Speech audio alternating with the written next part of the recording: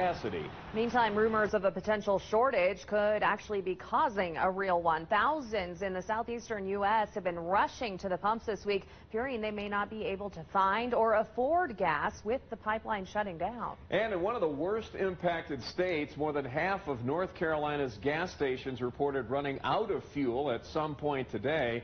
The governor there issued a state of emergency, but says he has no plans to order any limits on gas purchases.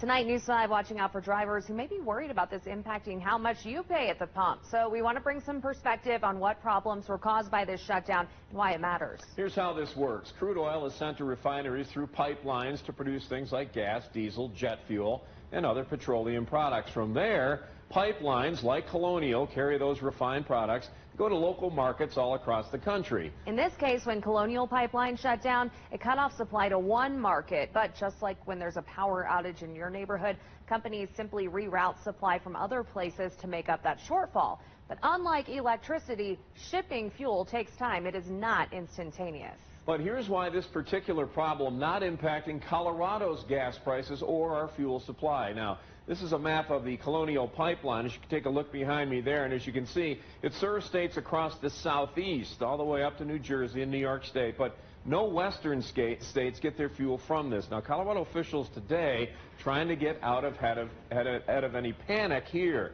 Skylar McKinley, a fourth-generation Puebloan and the spokesperson for AAA in Colorado, tweeted out this message tonight saying, "We are not seeing spiking gas prices. We don't get refined oil from the pipeline. Prices are up a little, but they were already doing that."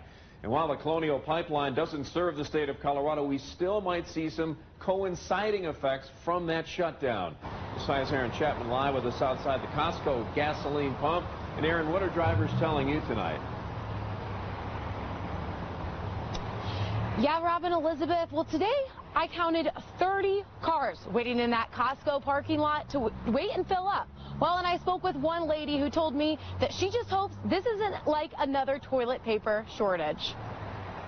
5 days after the Colonial Pipeline shuts down, and drivers in Colorado Springs experience long lines at the gas pump. I've been coming here 10 years and I've never waited 20 minutes. Even though the pipeline doesn't serve Colorado, all the markets are so tied together that when one area experiences a little shortage, then other areas start covering for it. The shutdown impacts our state. It might put a damper on weekend getaways because it's going to be more expensive elsewhere. You know, mountains where they got to truck it in further is going to be more. AAA says it is unlikely for us to experience fuel shortages like what's happened on the East Coast. I understand that people are in panic because they think it's going to run out. But they say we should anticipate gas prices in our area to increase a bit. But I don't think it's going to be like $1 or 80 cents or things like that. It might go up 35, 40 cents. Prices have gone up about $1.50 since last May. However, COVID-19 played a major role in that. Not as many drivers were out. With a year coming off where nobody went anywhere, people are going to go. But now as places have opened up, AAA expects 9 out of 10 Memorial Day travelers to hit the road this year. Another reason why you might pay a couple extra dollars at the pump. Now, I spoke with one expert today who tells me that there's plenty of product to go around. So if you guys don't hoard or if, you just go around the normal schedule of getting gas, then there shouldn't be a problem. For now, always watching out for you, Colorado Springs. Aaron Chapman, News 5. Aaron, thanks. We want to give you a look to see how Colorado's gas prices compare to the rest of the country. This AAA gas price tracker shows the average price at the pump across the country. As you can see, about $3.04 a gallon on average. Colorado, we're in the red there, the 13th highest among 50 states and the District of Columbia. Now, when we look at it by county, El Paso and Teller counties slightly lower than Pueblo and Fremont counties.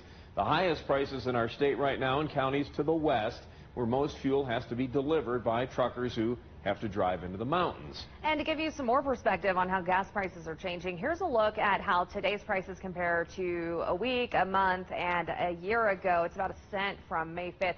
Back in April, a little lower, $2.95 on average.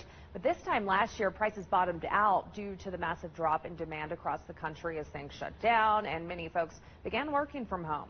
And let's take a look back at the last few years to see how today's prices compare. Here's what May gas prices look like in Colorado since 2017. This comes from the U.S. Energy Information Administration. Last year was an outlier. We were about a month and a half into the pandemic at that point, but overall, we're not too much higher, actually, than we were in the year before the pandemic. But 5 years ago, gas almost half a dollar cheaper on average. President Biden